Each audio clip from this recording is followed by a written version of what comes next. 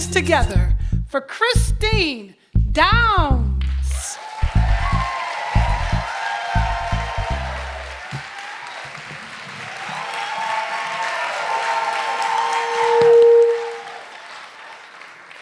Well, I know you guys have taken notice of the chair, but just to give you some comfort, my family is here. I have 5 girls, and 3 of them are nurses, so if I start to have a panic attack or I start going into convulsions, they got me, so don't worry about it.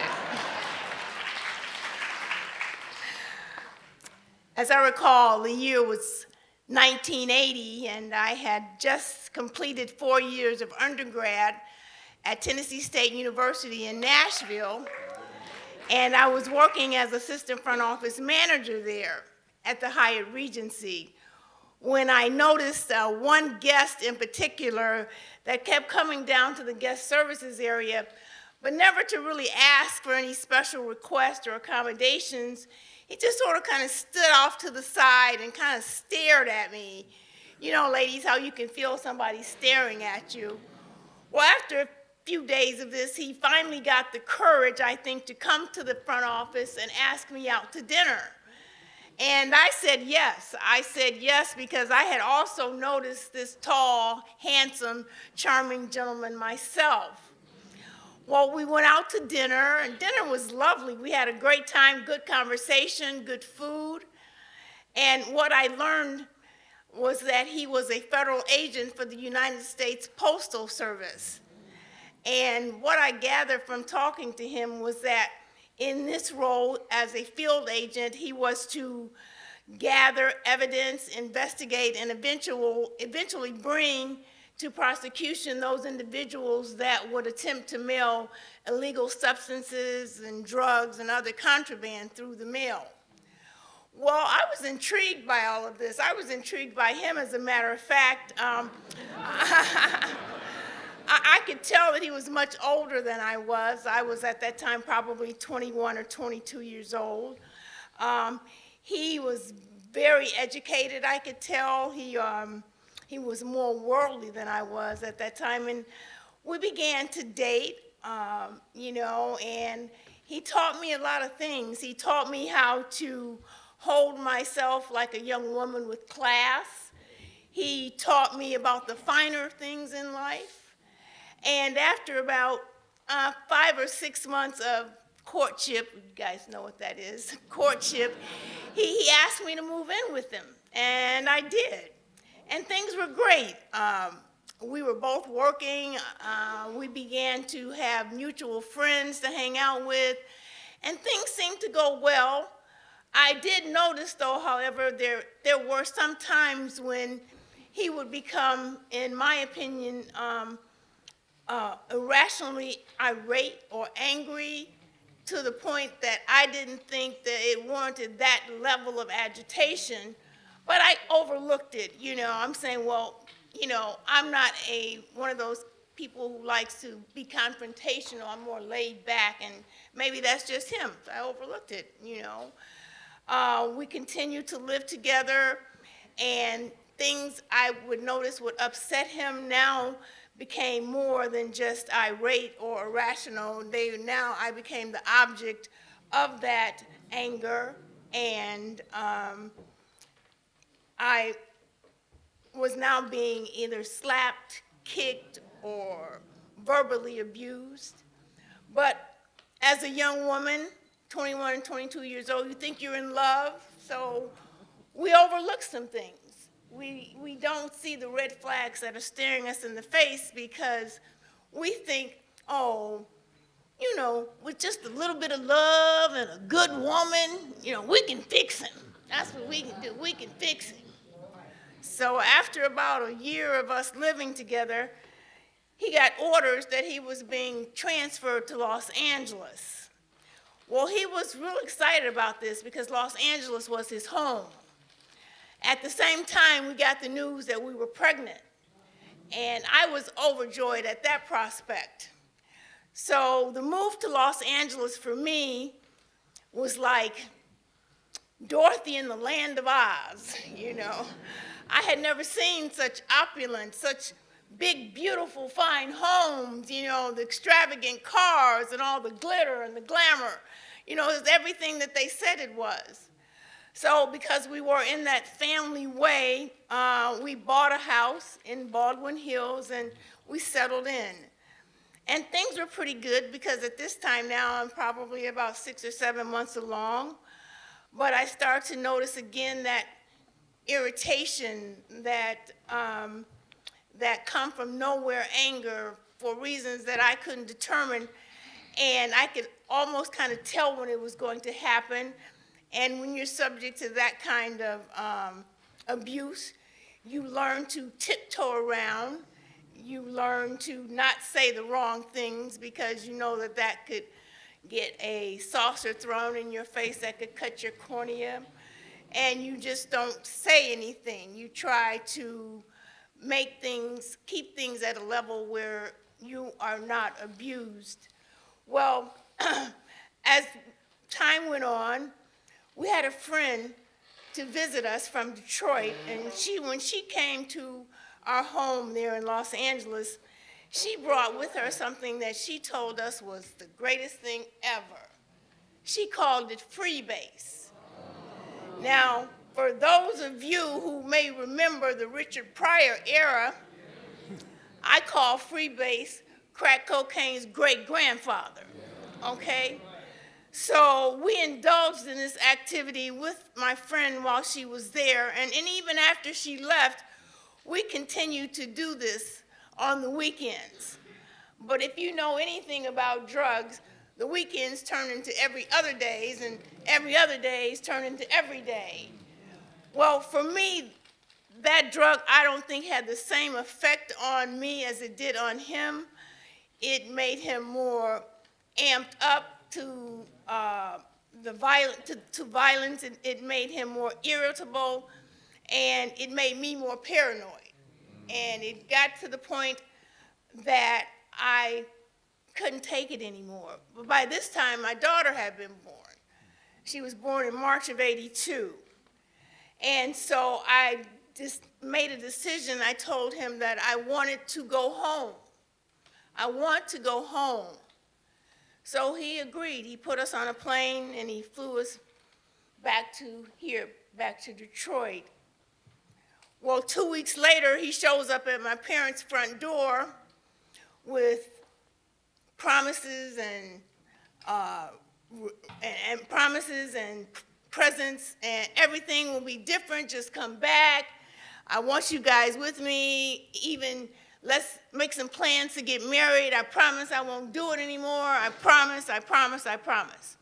Well, I had always had in my mind as a young woman that I wanted this ideal family, you know, a mother and a father and a child or children. That was what I thought, and so this is what he promised that we would have. So I got back on the plane, took my daughter, and we went back to Los Angeles. As soon as I walked in that house, I could tell that things had not changed. I could smell the aroma, I could see the paraphernalia, and I was angry. I said to him, you know what, I'm not doing that anymore. If you want to engage in that, then you do it on that side of the house, and me and our daughter will stay on this side of the house. And he was cool with that. There was only one caveat to that. Because of his position, I was the person that had to be what was, I guess you would consider the courier or the mule, whatever you want to call it. Because of his position as a federal agent, he couldn't risk being caught purchasing this product. So I was the person to do it. Well, again, here with the abuse, and I know to say something that would irritate him, what position I might put myself in, so I agreed to do it. So it went along okay for a while. I would meet somebody or I would go to a place where he told me to go, until one night, I by this time was sleeping in my daughter's room with her. He woke me up. It must have been about 2 o'clock in the morning, and he hands me a wad of cash, and he tells me he wants me to go into this neighborhood that I knew was not a good neighborhood, and he wants me to meet some guy. I said, no way am I doing that. I'm not taking a wad of cash, going in a neighborhood I don't know anything about, driving a Mercedes. Are you crazy? Well, what did I say that for? This pushed him over the top. So immediately he says to me, I'm going to kill you, and then I'm going to kill myself. Now, at this time, being a young woman, I didn't really, the impact or knowing what mental illness could do to a person, I had no idea. But before I could take a breath, he forced me to my knees, he put a gun to my head, and he pulled the trigger. Now, while he laughed hysterically, I peed all over myself. But at that moment, I knew one thing. I had to get myself and my daughter out of there. I didn't know when, I didn't know how, but I knew I had to get us out of there. So I did the only thing that I knew how to do, and that was to pray. I put my head on the floor and I said, oh, God, please. It may have been maybe 2 weeks later, I heard a voice as I was walking toward the kitchen, and it said, go. And I listened a little closer because I knew that he was back there in a alcohol and drug-induced slumber, so it could have been him. So I took a closer listen to see if it was him, and the voice said, go. So I knew then that that was my signal or my sign to go. I called my sister on the phone. I said, meet us at the bottom of the hill. Don't turn your lights on, and I'll be there. So I took one last look around that house. I left the car, I left the jewelry, I left the clothes, I left the new car in the driveway. I put my purse on one hip, I put my daughter on the other hip, and we got out of there. As we were leaving, I noticed maybe 2 blocks down, I saw in the side view mirror that he was following us. Now, I know that he has a gun on him, so I tell my sister, go to his parents' house, go to his parents' house. So we drive to his parents' house because I'm figuring he's not going to do anything too outrageous at his parents' house. So we get there, we pull up to his parents' house, and they're not home. So I just jumped out of the car like I was being arrested, held my hands up in surrender. Okay, we'll come back. Just don't harm my sister. Please don't harm me. We'll come back. But what I didn't know was that my sister had already called the police. So they pulled up behind us. They asked me, did he have a gun? I said, yes. They forced him on the ground, and they handcuffed him behind his back. That was the last time I ever saw him.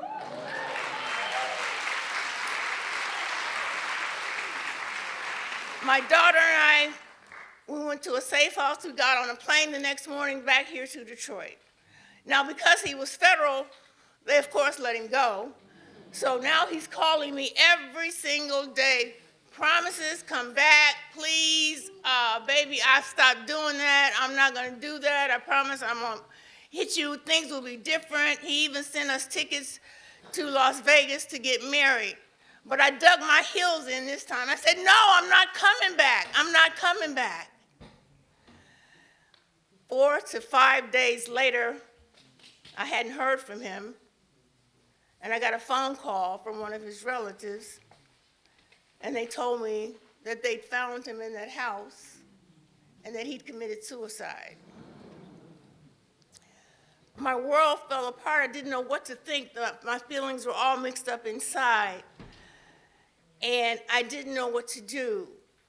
But I got myself and my daughter together, and we made the trip back to LA to the funeral. Now, when we get to the funeral, I had yet to tell my daughter that her daddy had passed away. I mean, she's 4 years old. So I've got her hand, and we're walking up to the coffin, and we get to the coffin, and she looks over in it, and she says, Daddy, wake up, Daddy, like she's done so many times before. when he was asleep. Wake up, Daddy. And I lost it.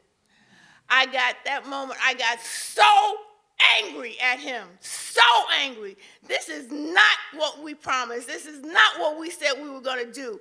We were going to take care of her. That's not fair. I was so angry. So one of my cousins grabbed my daughter's hand and they took her out.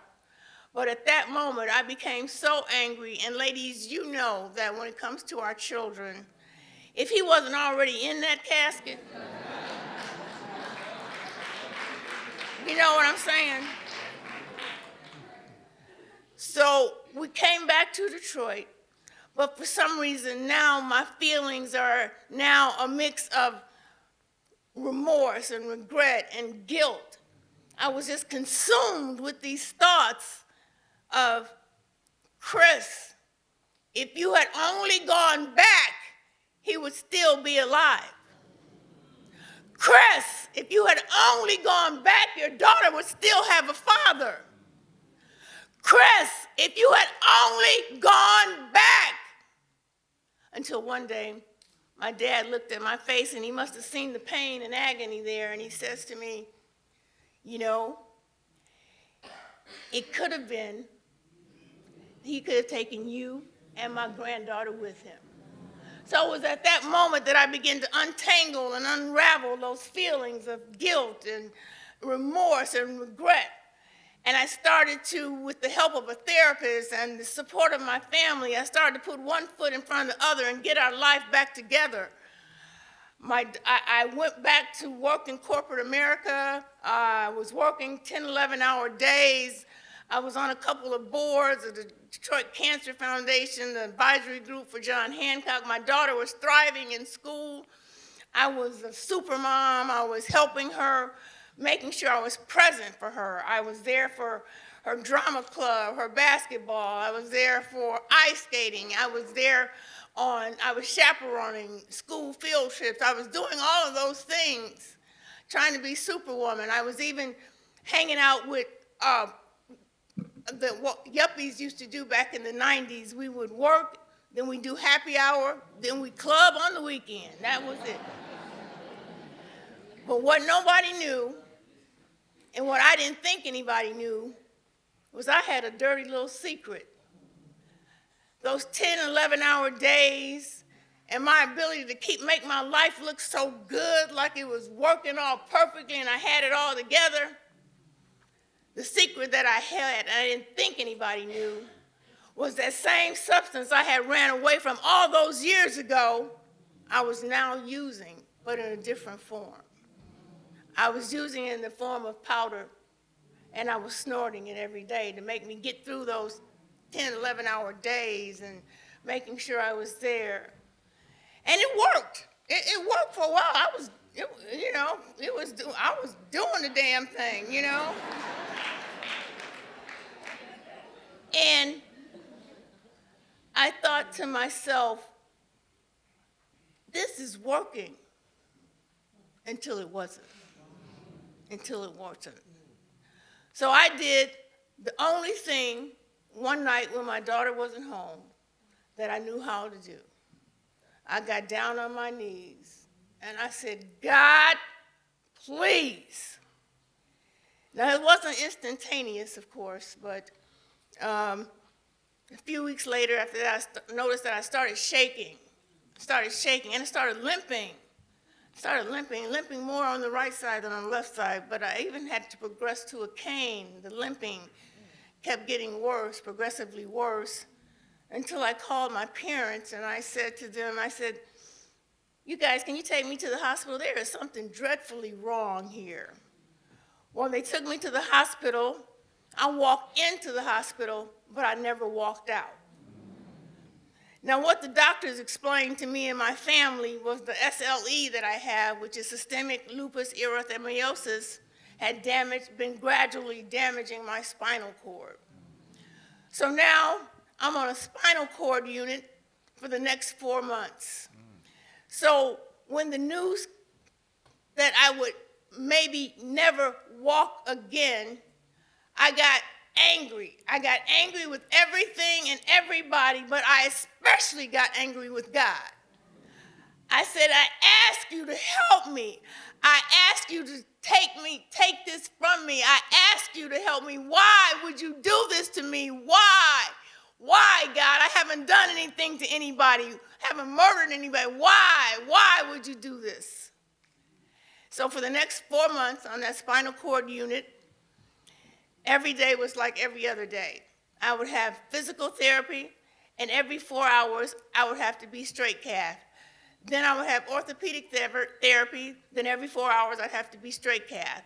And for those of you who don't know what that is, it's for someone who's partially paralyzed from the waist down. That is what they use to help you pee. So this became routine every day, same thing over and over every day. And then one night, as I was laying there, one of the nurses, just like clockwork, came in to do my vitals and do all the things that all the other nurses did. But this nurse I'd never met before, he said his name was David. And he introduced himself and told me that he'd been on vacation for the last 3 weeks. That's why I'd never seen him. And we got to talking. He was showing me pictures of these beautiful places that he'd vacationed. But it was something about David. He was really calm. You know, in his presence, I felt really calm. And we talked, and I told him what had happened to me, and I told him how angry with God I was and that it just wasn't fair. Well, why he did all the things, straight cath me, cleaned me, all the things the other nurses did, took my vitals. We were talking, and just as he was about to leave, he looked directly at me, and he says to me, you know, Miss Webb, things don't happen for a reason. Things happen because they're supposed to. Because if they weren't supposed to happen, then, and he stopped. And I was like, oh, gee, that's deep. You know, that's deep. So as David's about to exit the room, just as he was opening the door, he made one last look back in my direction, and he says to me, your life will get better. I was like, get out of here, David, and I liked you too, you know. But anyway. So the next morning, my mom came like she did every morning, and the head nurse was walking past the door, and I wanted to give David some accolades. I wanted to, you know, let her know what a great job I thought he was, that he was a good nurse, he was professional. You know, I wanted to compliment him. And so I told the head nurse that I met David, and she said, David? I said, yeah, I met David. He said he'd been on vacation for 3 weeks. I said, he helped me last night. So she looked at my chart. Yep, all the vitals, all the stats were there like they're supposed to. She said, baby, we don't have a nurse named David on this floor. I said, yeah. He came last night, he introduced himself, a tall guy, you know, trying to explain to him what he looked like. She looked at me again, she said, baby, not only do we not have a nurse named David on this floor, we don't have any male nurses in this unit at all. Now, I looked over at my mama. All of a sudden, she packing up. She got to go now. She don't even want to look at me. She don't even want to look at me. She got to go. I was like, well, dang, you know, she moving kind of fast. But all of that kind of went over my head because they had just told me that I was going home. They said, if you can progress to a walker, we'll let you go home.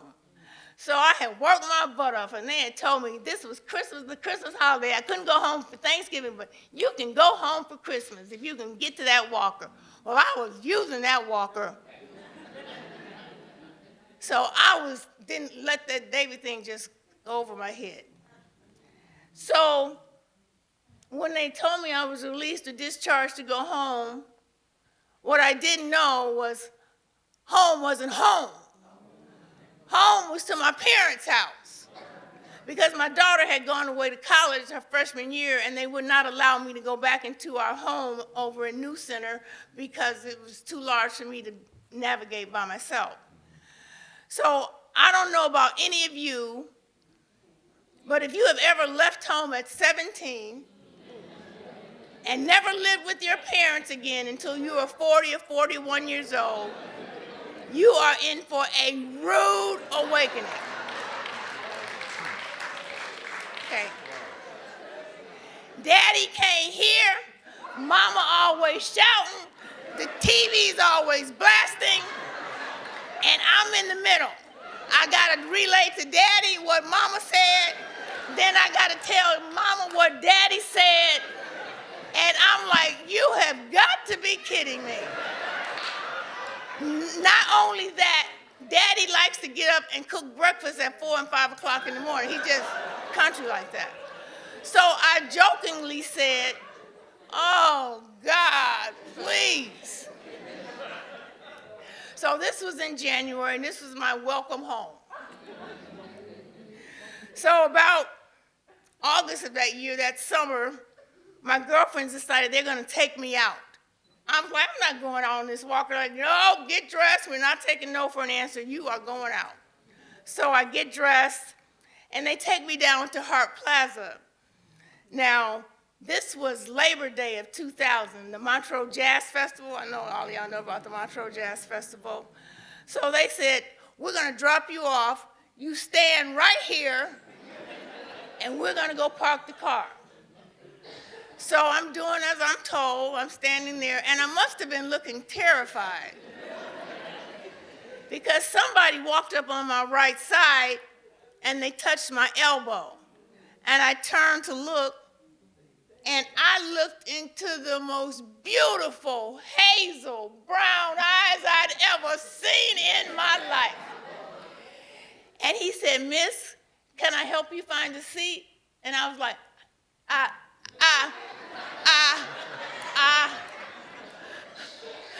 And if you know me, I am never at a loss for words. So he proceeds, by this time my girlfriends have walked up, and he's proceeding to help me find a seat. So as we're walking along, I'm on the walker, he says to me rather nonchalantly, you know, you would walk better if you pick your feet up.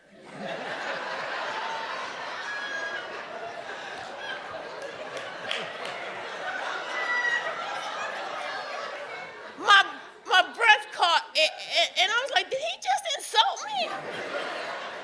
But before I could even respond, he added fuel to the flames, and he turns to my girlfriend and he says, is this your mother?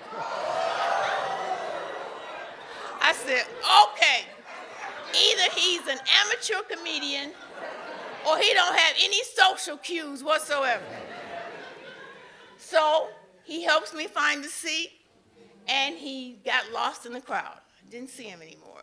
Toward the end of the concert, I told my girlfriends, look, I'd like for y'all to find that gentleman to help me find a seat. They were like, girl, we'll never find him. All these people out here, we will never find him. I was like, look, we're not leaving until you find him. So the girlfriend that he insulted, she says, I think I see him. I said, really? She said, yeah.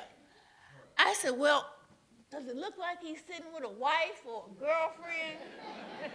She said, no, he's sitting between two old people.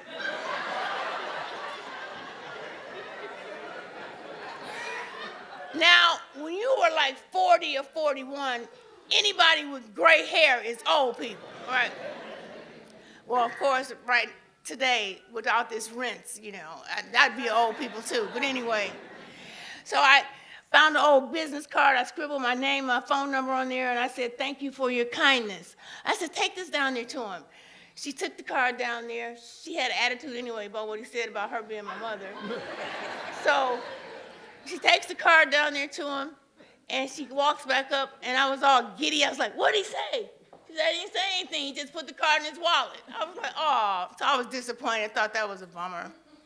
But 2 weeks later, I come home from early service at church, and my mother said, some man called you. Now, I got a little smirk on my face because I'm hoping that this some man is this man that I couldn't get out of my head. So I called the number. He answered the phone. and he was on his way to church. So he said, I'll call you when I get back. So he did. He called me. We talked for a long time. On his first visit to my parents' house, I knew he was the one, because not only did he bring me flowers, he brought my mother flowers. I said, this is a gentleman, this is a gentleman. But it was just something about his spirit. He was gentle, he was kind, he was humble, and he was giving. He was very generous.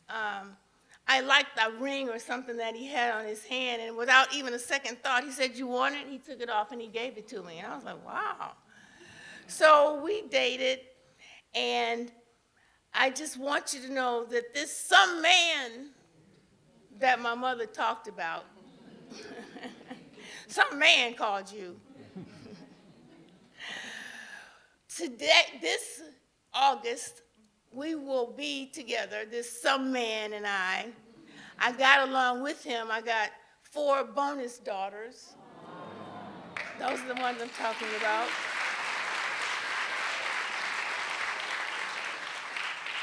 Well, we will be together this August, 24 years.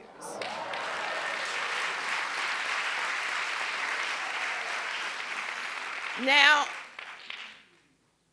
I believe that the betrayal that my daughter's father was not so much for me as it was a betrayal to her. Because I had to one day tell this little 4-year-old that her father was not coming back. And to me, that was the biggest betrayal of all. But what I learned after meeting my husband is that you can learn to trust again. And I trust him with my life.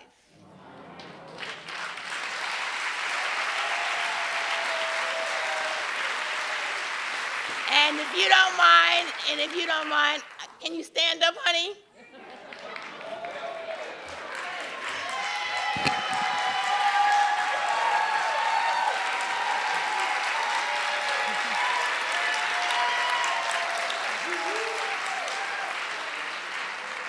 One of the things I loved about him is he never looked at my disability. He still says to me on those days when I get into the pity pot about woe is me, why do I gotta be in this chair, he tells me frequently, I married you because of your heart. I didn't marry you because of your disability. And he has to remind me that occasionally when I go there, you know, that happens. That happens to even normal-bodied people. But I just want to say that even though my life was full of broken pieces, I made some terrible choices, and there were even some ugly truths. But one thing that I've learned about life is that my life has been a remarkable comeback. And what I have now with this new life is peace for my soul, and I have with it a grace that saved my life. And this September, I will have 26 years of no drugs, no...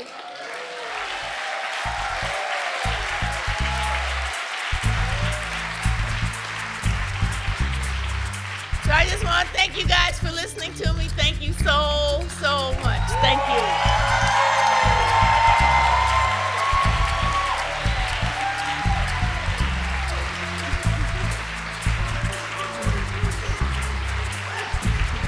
Christine Downs.